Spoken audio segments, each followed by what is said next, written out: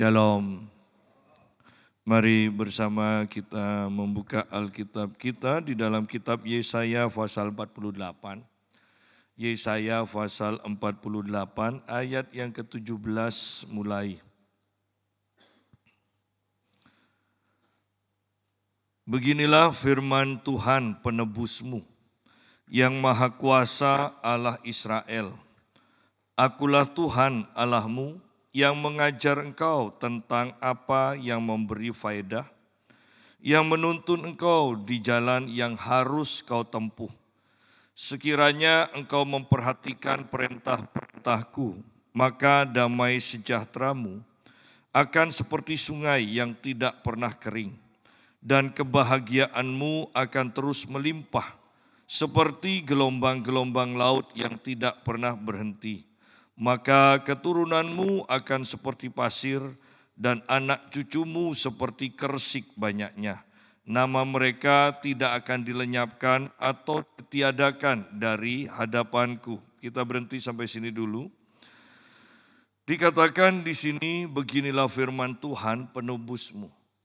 Bahwa penting sekali kita ini menyadari bahwa hidup kita sudah ditebus. Diri kita sudah ditebus, dan kitab Roma menjelaskan bahwa dulu kamu hamba dosa, tetapi sekarang kamu adalah hamba kebenaran karena kamu sudah ditebus.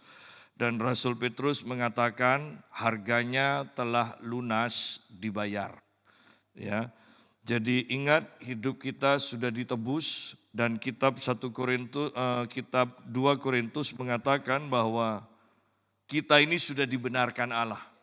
Bahkan terjemahan yang lebih tepat mengatakan kita ini adalah kebenaran Allah. Bukankah sangat dahsyat dan luar biasa hidup kita ini? Sampai-sampai disebut kita adalah kebenaran Allah. Ya, ini sangat luar biasa karena hidup kita sudah ditebus. Tidak banyak orang yang menyadari bahwa hidup kita sudah ditebus. Kita bukan hamba dosa, tapi hamba kebenaran, dan kita adalah kebenaran Allah yang dinyatakan di muka bumi ini. Tidak banyak yang menyadari karena saya pergi ke sebuah gereja dan saya perhatikan mereka yang berdoa, baik ibu gembala maupun jemaatnya, selalu doanya diawali seperti ini. Ampuni kami Tuhan orang yang berdosa ini. Ya. Artinya mereka lebih menyadari diri mereka berdosa. Ingat, ketika kita lebih menyadari bahwa diri kita orang berdosa, maka akan lebih mudah untuk berbuat dosa daripada berbuat kebenaran. Ya kan? Orang yang pandai menyadari dirinya pandai, orang itu akan belajar dan lebih rajin belajar. Tetapi lihat, orang bodoh yang menyadari dirinya bodoh, maka orang itu bisa secara otomatis tidak suka belajar. Kenapa? Menyadari dirinya bodoh, percuma belajar. Toh aku orang bodoh. Nah, orang berdosa, ketika kita menyadari kita orang berdosa, maka kita akan lebih mudah untuk berbuat dosa daripada kebenaran. Tetapi kalau kita menyadari diri kita adalah orang benar, maka akan lebih mudah untuk berbuat benar, berkata-kata benar daripada berbuat dosa. Ya. Oleh karena itu, pengertian ini penting bahwa diri kita adalah orang benar, orang yang ditebus lunas oleh Tuhan dan menjadi kebenaran Tuhan sendiri. Beginilah firman Tuhan penebusmu. Ya.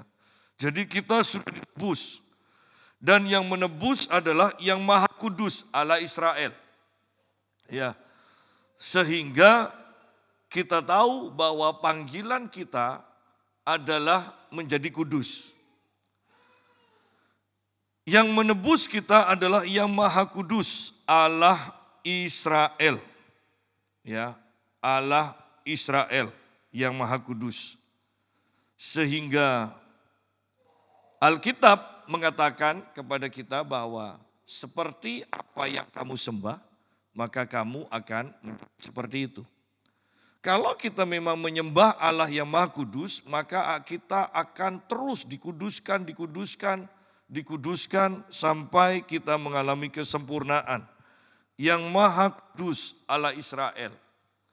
Beberapa kali kita sudah membahas tentang Allah yang Maha Kudus ini.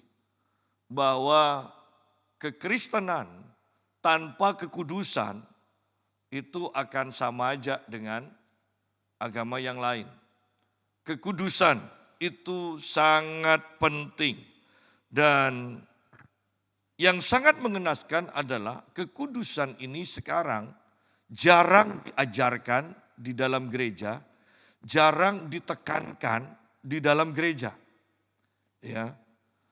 Bahkan kalau kita terus berbicara tentang kekudusan, ya, ada orang-orang merasa tidak nyaman. Ada orang-orang yang merasa tidak betah tinggal di gereja yang selalu membicarakan kekudusan. Ya. Tetapi ini harus diberitakan supaya umat Tuhan bisa menjadi kudus. Dikatakan yang Maha Kudus Allah Israel. Akulah Tuhan Allahmu yang mengajar engkau tentang apa yang memberi faedah. Bukankah Allah kita luar biasa? Dia adalah Allah yang mengajar kita tentang apa yang memberi faedah. Malam tahun baru kita belajar tentang menanti-nantikan Tuhan. Dan Tuhan akan mengganti kekuatan kita yang lama dengan kekuatan Tuhan yang baru. Bahwa Tuhan mengganti kelemahan kita dengan kekuatannya sendiri. Tuhan sederhananya Tuhan memberi kekuatan kepada kita. Sekarang kita belajar di sini firman Tuhan yang mengatakan Tuhan yang mengajar tentang apa yang memberi faedah. Jadi jangan remehkan kata menanti-nantikan Tuhan. Ya, mempunyai saat teduh sehingga kita terus bersekutu dengan Tuhan. Kenapa? Di saat yang seperti itu, di saat kita menanti-nantikan Tuhan, maka Tuhan akan mengajar kita. Selain Tuhan memberi kekuatan kepada kita, Tuhan mengajar kita tentang apa yang memberi faedah. Ya. Jadi Tuhan bukan hanya satu pribadi yang harus kita sembah terus. Hanya kita sembah terus. Bukan. Tetapi dia juga adalah pribadi yang mengajar kita. Pribadi yang mengajar tentang hal-hal yang memberi faedah. Ya. Kalau hal-hal yang tidak memberi faedah, Tuhan akan berkata, jauhi itu. Tetapi tentang hal yang memberi faedah, Tuhan akan mengajar kita. Dan bayangkan Tuhan mengajar dan terus mengajar kita tentang hal-hal yang memberi faedah. Berarti kita akan mengalami peningkatan, mengalami keberhasilan. Itu yang disebut mendatangkan faedah. Terjemahan lain mengatakan, akulah Tuhan Allahmu yang mengajar engkau bagaimana mendapat keuntungan. Ya. Bagaimana mendapat keuntungan? Kita lihat bahwa Allah tidak ingin kita rugi dalam kita bekerja, dalam kita berusaha. Dia menginginkan kita mendapatkan keuntungan. Nah, kalau sudah seperti itu, kita tahu bahwa Tuhan tidak merencanakan kita untuk mengalami kehancuran. Orang jelas firman-Nya mengatakan, Dia akan mengajar bagaimana mendapat keuntungan. Berarti Tuhan menginginkan kita hidup sejahtera, kita mengalami peningkatan dan terus mengalami peningkatan di dalam kehidupan kita. Kembali saya mau menekankan, Ketika kita menanti-nantikan Tuhan, membiarkan Tuhan beracara dalam hidup kita, maka kita mendapatkan kekuatan baru. Kita diajar tentang hal-hal yang mendatangkan faedah. Kita diajar bagaimana mendapat keuntungan. Nah, untuk 3 hal ini saja, betapa luar biasanya. Tetapi dengan 3 hasil seperti ini, toh lebih banyak umat Kristen yang tidak mau menanti-nantikan Tuhan. Tidak banyak orang Kristen yang membiarkan dirinya diajar oleh Tuhan. Maunya berjalan dengan kepandaiannya sendiri, dengan pikirannya sendiri. Kalau Tuhan mengajar kita untuk mendapat keuntungan, sedangkan Alkitab dalam kitab Yesaya 55 mengatakan, rancanganmu bukanlah rancanganku, jalanmu bukanlah jalanku. Berarti kalau jalan Tuhan atau rancangan Tuhan adalah mendapatkan keuntungan, maka jalan yang lain selain jalan yang dari Tuhan tentunya mendatangkan kerugian. Seperti itu aja. Kalau jalan Tuhan mendatangkan kehidupan, maka jalan yang lain akan menuju kebinasaan. Ya. Kalau jalan Tuhan itu akan memberi kita kekuatan, karena Mazmur 84 mengatakan, berjalan semakin lama semakin kuat, maka jalan yang bukan dari Tuhan akan memperlemah kita dan terus memperlemah kita. Apa yang Tuhan ajarkan akan membuat kita semakin dekat dengan Tuhan, mengerti Tuhan. Dan kalau kita tidak mau diajar Tuhan, maka kita akan semakin jauh dari Tuhan dan semakin jauh dari Tuhan. Itu aja. Bahwa tidak mustahil untuk terus mengalami keberhasilan di dalam Tuhan, karena firman Tuhan mengatakan seperti itu. Bahkan Mazmur pasal yang pertama mengatakan apa saja yang diperbuatnya berhasil. Ya. Untuk siapa? Untuk orang yang kesukaannya, ya, yang kesukaannya merenungkan firman Tuhan. Bukan hanya untuk orang yang membaca Alkitab, bukan. Tetapi membaca sampai suka sekali. Ya. Padahal kalau kita perhatikan, membaca itu baik. Mendisiplin diri untuk membaca itu lebih baik. Artinya ada waktu di mana kita tidak suka atau tidak ingin membaca, tetapi kita paksakan untuk membaca. Karena kita tahu ini penting bagi kita. Ya. Sehingga hal ini ketika kita lanjutkan terus, maka ini akan menjadi kebiasaan. Kebiasaan yang terus menerus dan kita melihat ada manfaatnya, maka akhirnya kita akan mengalami kesukaan. Ya. Nah, Tuhan tidak berhenti hanya mengatakan orang yang membaca firman Tuhan apa saja yang dikerjakannya berhasil. Oh tidak. Orang yang mendisiplin dirinya untuk membaca firman Tuhan akan berhasil. Oh tidak. Tetapi orang yang kesukaannya adalah merenungkan firman Tuhan, apa saja yang dikerjakannya berhasil. Disiplin harus memaksa diri kita. Ya. Disiplin harus memaksa diri kita untuk melakukannya, walaupun lagi malas, walaupun lagi tidak suka. Tetapi kesukaan, walaupun orang larang kita, kita tidak mau berhenti. Itu suka. Ya, itu suka. Ya. Kadang kalau kita perhatikan ya, orang kalau sudah suka, misalnya suka kacang, seperti saya juga suka kacang. Walaupun sudah kena asam urat, ya. Coba, ndak usah ditawari, taruh aja kacang itu di depan.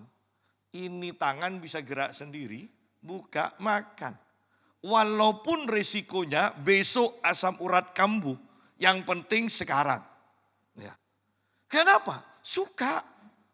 Walaupun ada bahaya di depan, kalau sudah suka, kita akan tetap lakukan kok.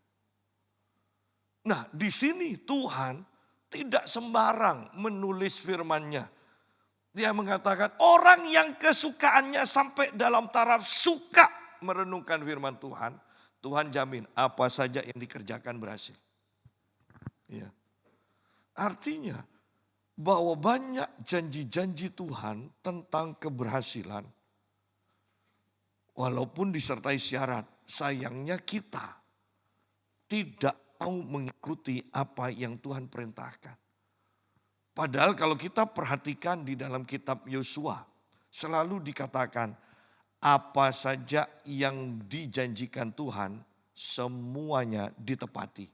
Tidak ada satupun yang tidak ditepati oleh Tuhan. Semua janjinya ditepati.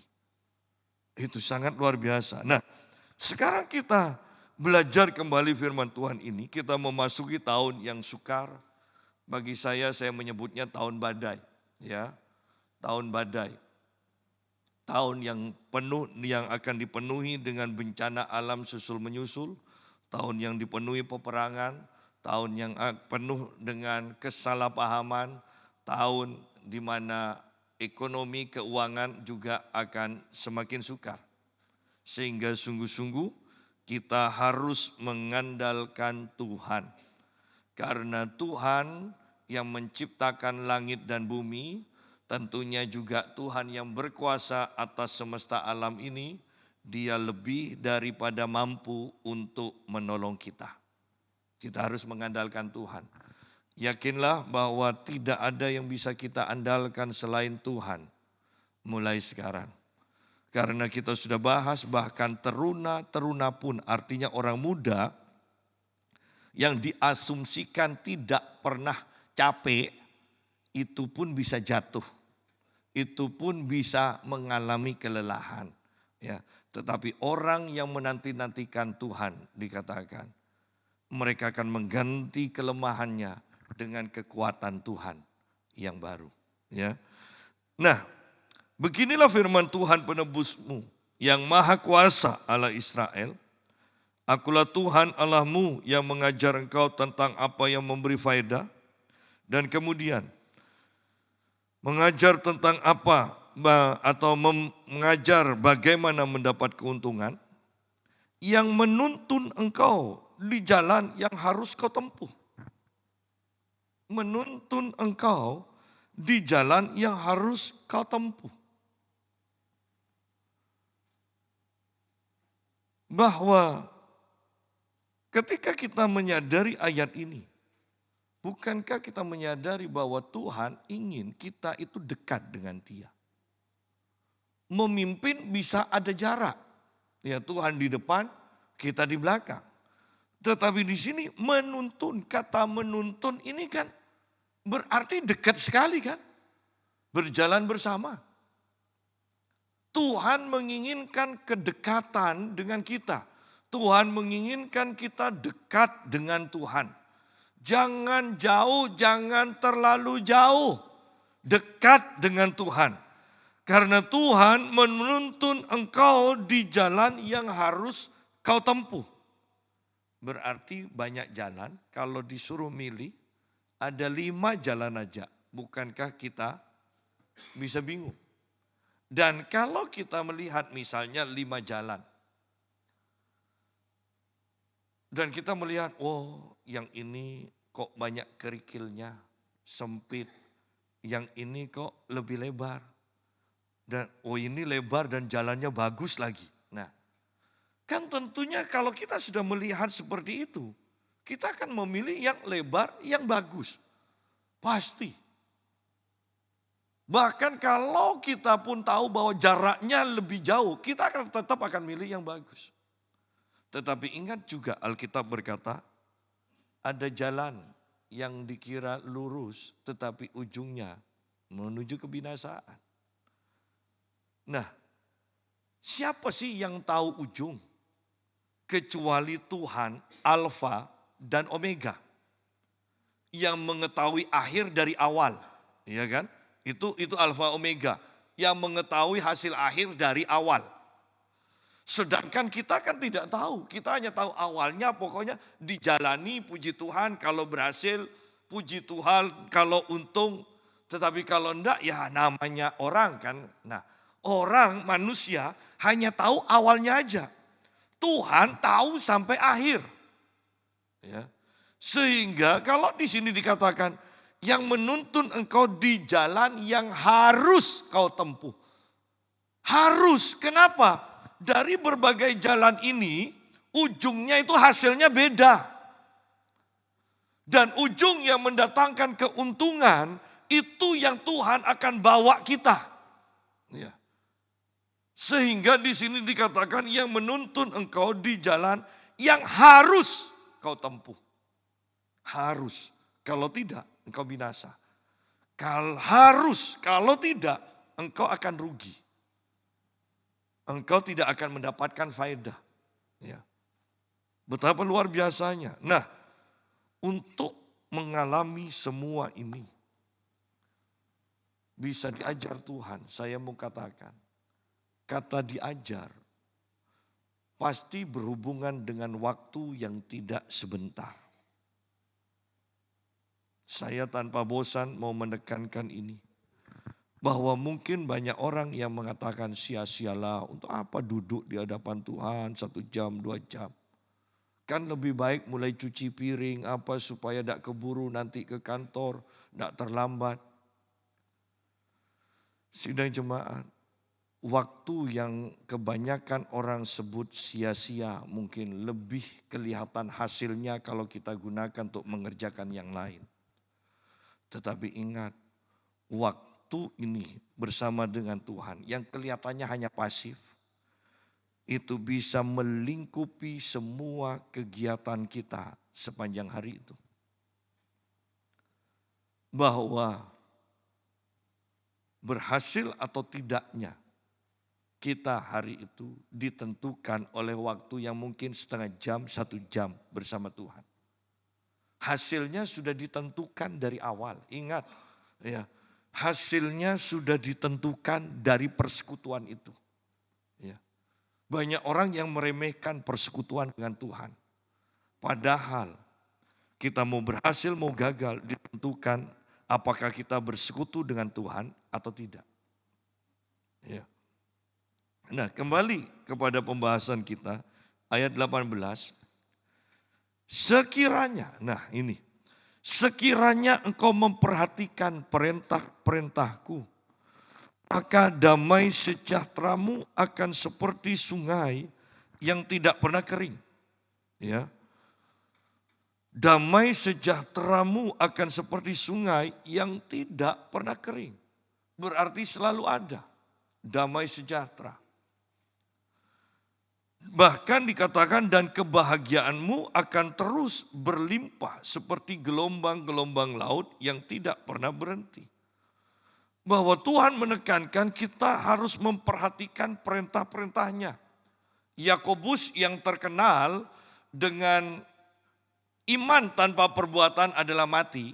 Di sana dia membahas bahwa ketika kita memperhatikan firman Tuhan dan melakukannya, dikatakan, maka kita akan berbahagia karena kita melakukan firman itu. Ya. Itu kitab Yakobus. Ketika kita mengetahui dan mendapatkan perintah Tuhan tapi tidak melakukannya, maka kita akan menyesal. Maka bayangkan kalau setiap kita mendapatkan perintah tidak melakukannya, menyesal. Bukankah ini akan mendatangkan stres? Ini akan mendatangkan sumpek, ya kan? Tidak ada kebahagiaan. Di sini jelas dikatakan kalau engkau memperhatikan perintah-perintahku, berarti sampai dalam taraf taat pada perintah itu, Tuhan menjanjikan damai sejahteramu akan seperti sungai yang tidak pernah kering. Damai sejahteramu. Ini berbicara tentang yang di dalam. Kebahagiaan itu berbicara tentang yang kelihatan. Tetapi di sini berbicara damai sejahteramu akan seperti sungai yang tidak pernah kering. Kalau sampai damai sejahtera kita menjadi kering, kan tidak ada sesuatu yang bisa dialirkan. Kitab Amsal mengatakan, jagalah hatimu dengan segala kewaspadaan. Sebab dari hati itu keluar aliran-aliran sungai kehidupan. Bukankah salah satunya adalah damai sejahtera? Kalau sampai hati kita, damai sejahtera itu kering di hati kita, maka tidak ada aliran damai sejahtera yang akan keluar. Ya. Bayangkan kita berbicara dengan orang yang tidak memiliki damai. Oh, itu akan menjadi pembicaraan yang tidak menyenangkan, bukan? Ya. Bayangkan kita berbicara dengan orang yang tidak mengalirkan kehidupan. Bayangkan dan bandingkan ketika kita berbicara dengan orang yang mempunyai aliran kehidupan. Mempunyai aliran damai sejahtera. Wow, itu waktu akan berjalan dengan cepat. Dan itu akan menjadi waktu-waktu yang menyenangkan. Nah, damai sejahtera hanya dimiliki oleh orang yang memperhatikan perintah-perintah Tuhan. Artinya orang yang melakukan sampai dalam taraf melakukan perintah Tuhan. Di bidang apa kita tidak melakukan firman Tuhan, maka dalam bidang itu kita tidak pernah merasakan damai. Ya. Coba bahkan bandingkan.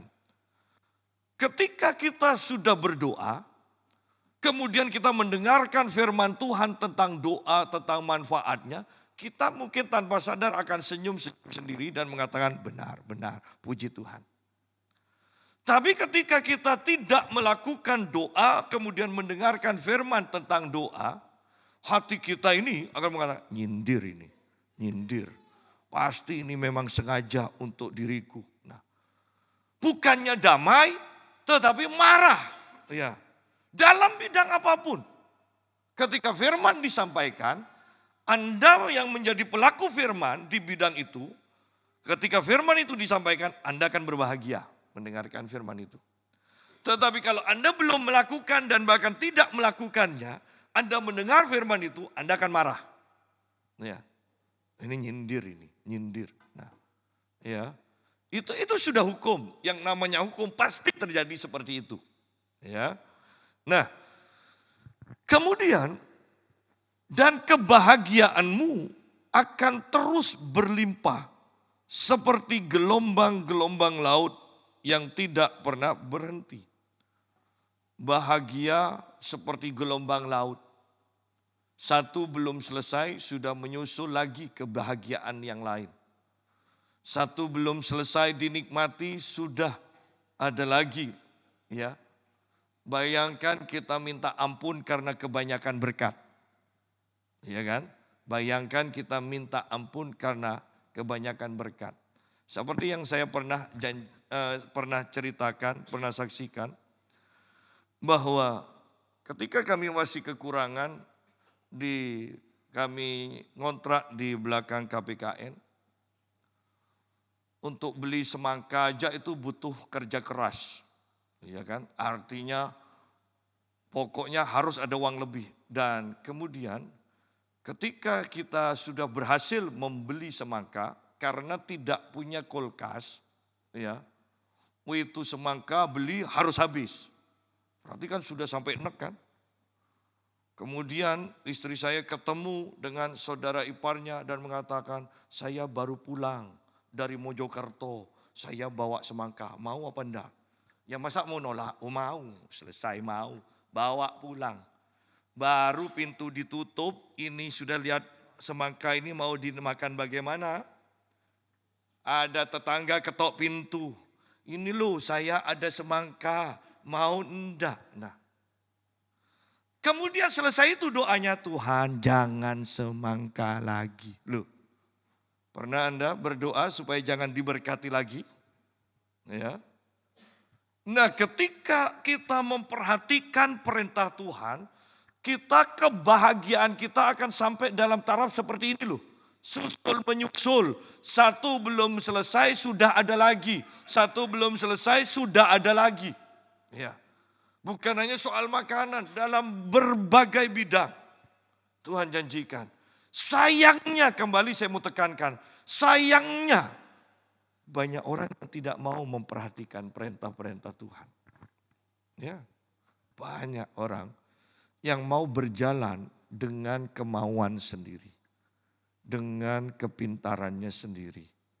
Dan akhirnya menyesal. Ya, akhirnya menyesal. Saya kemarin melayani di Surabaya. Dan kemudian karena saya pasang status, ada seorang ibu yang dulu punya persekutuan doa, tapi karena COVID kemudian tidak berani karena di rumahnya ada anak-anaknya yang masih kecil. Dan dia katakan, Pak saya nanti mau datang. Dan ketika dia datang kami sempat omong-omong, dia ingatkan saya begini. Pak, ingat si A ini teman akrabnya ibu ini. Oh iya ingat. Aduh Pak, saya kena tipu Pak. Kena tipu bagaimana? Iya Pak, berapa miliar Pak. Dan juga orang-orang yang juga yang dekat dengan dia, yang ikut persekutuan. Ibu muda ini pintar ngomong, kelihatannya aktif, buat persekutuan doa, dikatakan persekutuan doanya besar. Dan banyak yang ikut persekutuan doa juga ketipu Pak, miliatan Pak. Pokoknya kalau itu dihitung di atas 10 miliar. Lu buat apa Bu? Saya tanya. Diputer Pak, dibuat main saham. Dia bilang. Habis. Akhirnya persekutuan doanya pun bubar. Ya sudah ketipu masa tidak mau bubar. Ya. Tetapi Anda lihat di sini bahwa zaman sekarang, kalau kita tidak dekat Tuhan, kita tidak mempunyai kepekaan. Ingat loh, orang-orang dekat kita pun, orang-orang yang kelihatan rohani pun siap untuk menerkam kita. Saudara kita pun mungkin bisa-bisa kita yang kaya nolong keluarga, ya saudara atau siapa.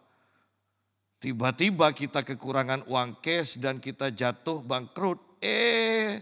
Keluarga kita yang kita tolong kaya ternyata, menjadi lebih kaya dari kita. Ada banyak.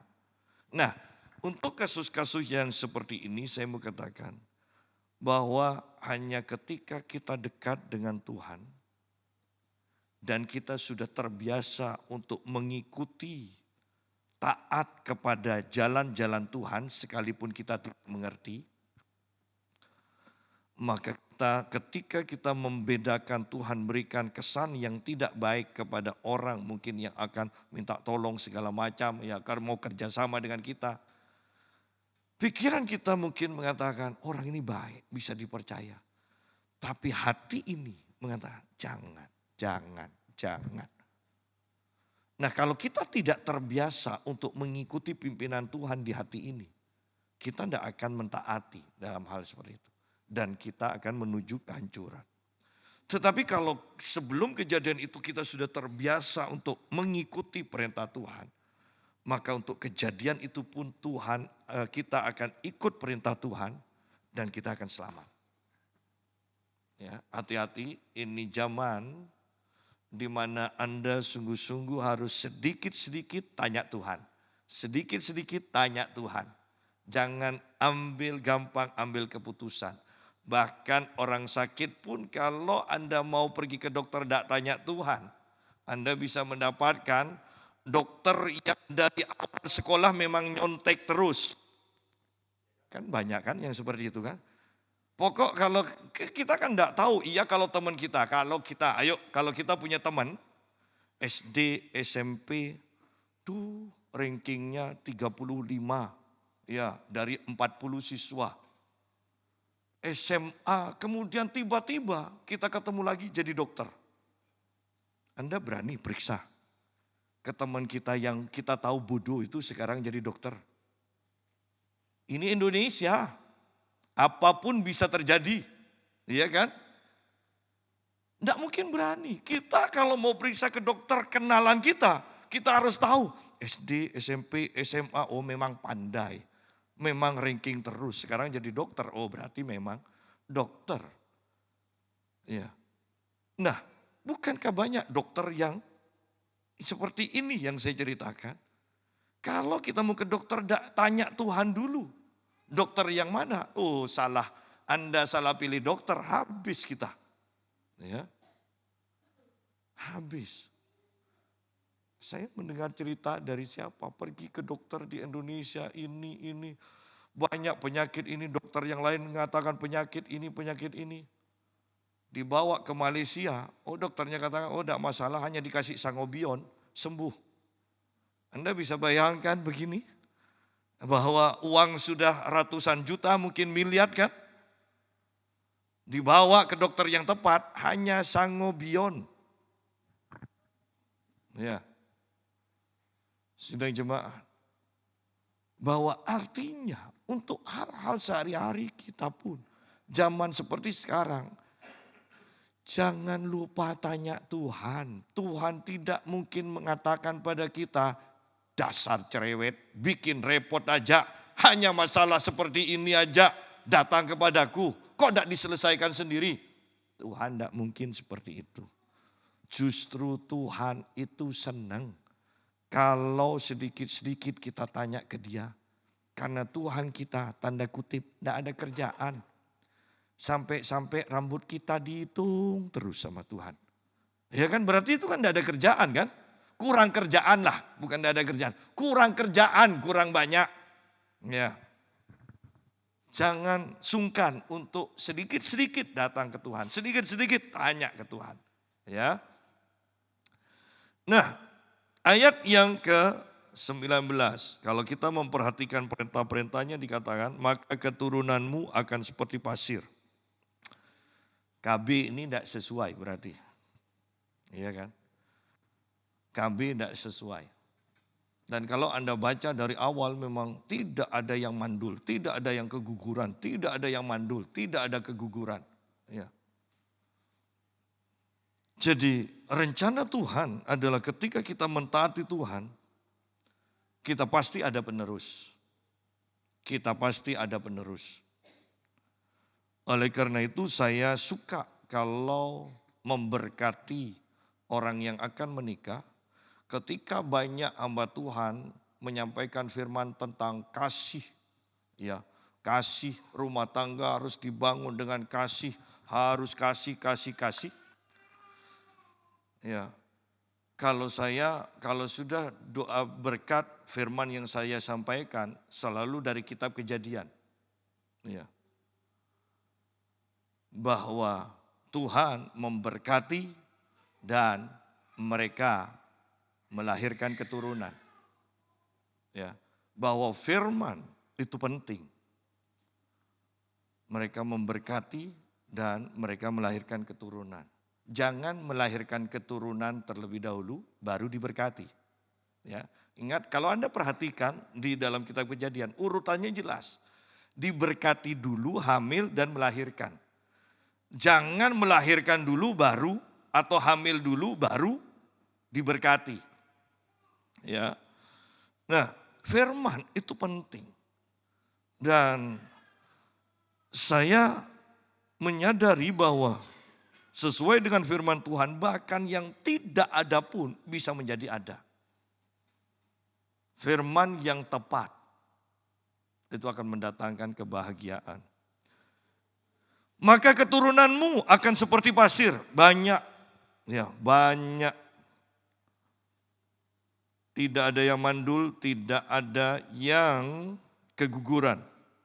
Dan anak cucumu seperti kersik banyaknya, bukan hanya anak, tetapi cucu. Saya kembali mau katakan Tuhan menjamin kita umur panjang. Bukan hanya sampai melihat anak lalu mati. Tetapi melihat cucu berarti 60 ke atas. Berarti 70 ke atas, ya kan? Kalau anak mainnya ya umur 40, 50 mati sudah.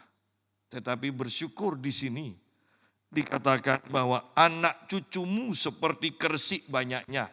untuk membuktikan bahwa janji Tuhan ini benar, maka Tuhan harus membuat umur kita panjang, ya kan? Kalau kita hanya sampai anak, ya, berarti kita tidak bisa membuktikan janji Tuhan bahwa sampai cucu pun Tuhan akan berkati kita. Dan anak cucumu seperti kersik banyaknya, nama mereka tidak akan dilenyapkan atau ditiadakan dari hadapanku. Bertanggung jawablah kepada anak-anak kita untuk bahkan walaupun dikatakan cerewet, beritakan firman, ajar firman.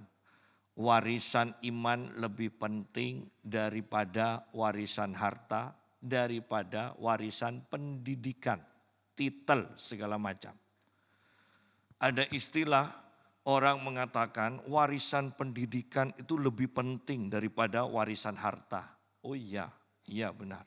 Tetapi kita mau masuk lebih dalam lagi, warisan iman lebih penting daripada warisan harta dan warisan pendidikan. Kita harus bisa mengajar dan mewariskan iman kita karena Tuhan menginginkan ini. Nama mereka tidak akan dilenyapkan. Bahwa ini tidak bisa terjadi dengan sendirinya tanpa tanggung jawab kita sebagai orang tua.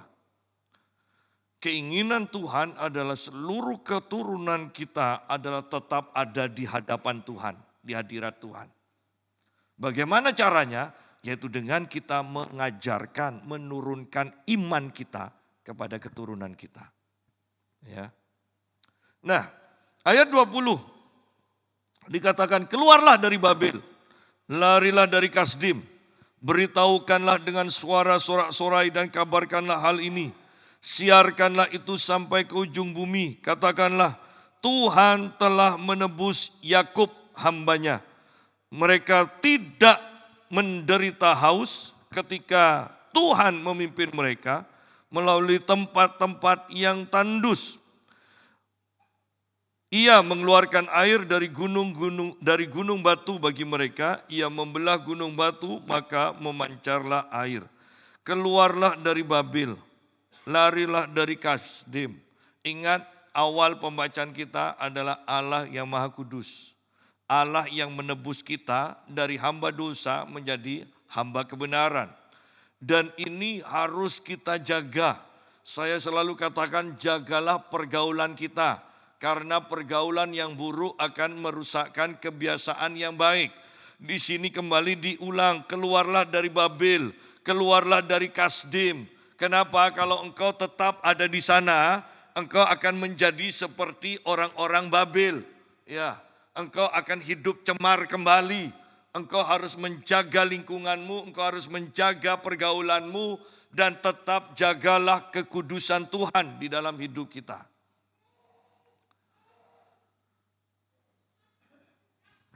Harus diingatkan, katakanlah Tuhan telah menebus Yakub hambanya, bahwa hidup kita sudah ditebus. Kita adalah hamba kebenaran dan harus melakukan kebenaran dan bergaul dengan orang-orang benar. Ya. Dan ketika kita menjaga kekudusan kita, menyadari terus bahwa hidup kita sudah ditebus, lihat Tuhan akan memimpin kita. Sehingga kalau Tuhan memimpin kita dikatakan mereka tidak menderita haus. Ketika Tuhan memimpin mereka melalui tempat-tempat yang tandus. Loh. Tempat-tempat yang tandus. Tidak ada air tetapi mereka tidak menjadi haus. Kenapa? Tempat yang tandus yang dipenuhi dengan batu-batu bukan sumber air. Bahkan Tuhan pun mampu mengeluarkan air dari batu-batu tersebut. Tahun 2024 tidak mudah. Tetapi ingat, tahun ini tidak mudah. Tetapi Tuhan akan memberikan kemudahan bagi kita. Tahun ini penuh kekacauan, tetapi Tuhan akan menata semuanya untuk kebaikan kita. Kita akan dipimpinnya, kita akan dituntun. Ya. Jangan takut. Alkitab katakan, ya Yesaya pasal yang ke-41 ayat 10. Jangan takut, sebab aku besertamu. Aku yang menuntun engkau. Jangan bimbang, karena aku adalah Allahmu. Kita itu bimbang kalau punya lebih dari satu Allah. Kita akan bimbang. Tetapi kalau kita hanya punya satu Allah, yaitu Allah yang Maha Kudus ini, maka kita tidak akan bimbang. Jangan mendua hati supaya tidak bimbang. Yakobus katakan, orang yang mendua hati tidak mendapat apa-apa. Orang yang mendua hati akan seperti gelombang yang terombang-ambing terus-menerus. Mereka tidak menderita haus ketika Tuhan memimpin mereka melalui tempat-tempat yang tandus. Bahwa tempat-tempat yang tandus akan kita jalani, tetapi ketika kita jalani bersama Tuhan, Tuhan mampu untuk mengeluarkan air dari batu-batu, dari ketandusan itu. Ya.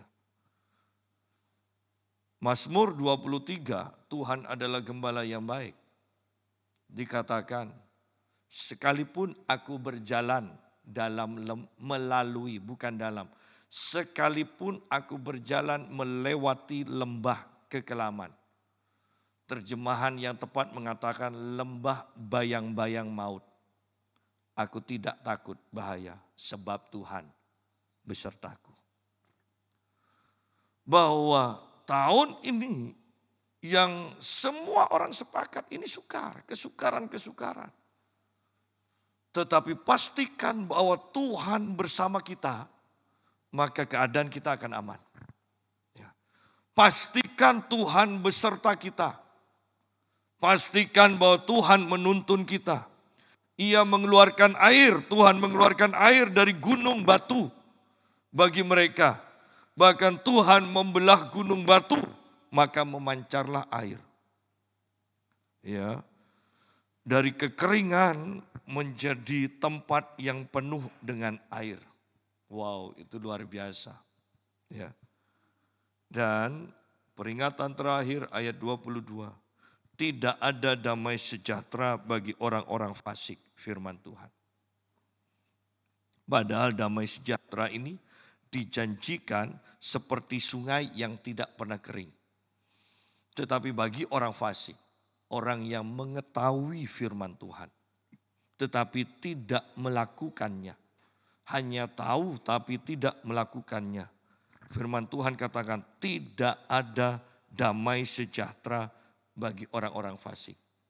Bagi orang yang memperhatikan perintah Tuhan, tentunya artinya yang melakukan perintah Tuhan, damai sejahteramu akan seperti sungai yang tidak pernah kering. Wow, ini kan sangat berlawanan. Satu sama sekali tidak ada, yang lainnya berlimpah, tidak pernah kering. Ya, tidak pernah berkurang, bahkan mungkin terus bertambah. Dan pada akhirnya setelah kita mengetahui firman Tuhan, pilihan ada pada kita sendiri. Apakah mau melakukannya atau ini akan menjadi sekedar pengetahuan. Pak, saya mau melakukan tetapi kelihatannya saya tidak mampu. Tenang, ada Tuhan yang akan menyertai kita. Ada Roh Kudus yang akan menolong kita. Cukup kita berkata jujur, Tuhan aku ingin melakukan. Tapi aku tidak sanggup, tolong aku Tuhan. Tolong aku Roh Kudus. Maka Tuhan akan menyertai kita untuk memampukan kita. Perjamuan kudus mengingatkan kita kembali bahwa Tuhan sudah menebus kita. Dan harganya lunas dibayar. Tuhan sudah melakukan semuanya untuk kita. Dan Tuhan katakan sudah selesai. Kiranya ketika kita mengingat Tuhan melalui perjamuan kudus. Apa yang sudah Tuhan kerjakan itu sungguh menjadi bagian kita. Baik dalam kelimpahan, baik dalam kesembuhan, kesehatan, baik dalam pemulihan yang lain. Itu menjadi bagian kita.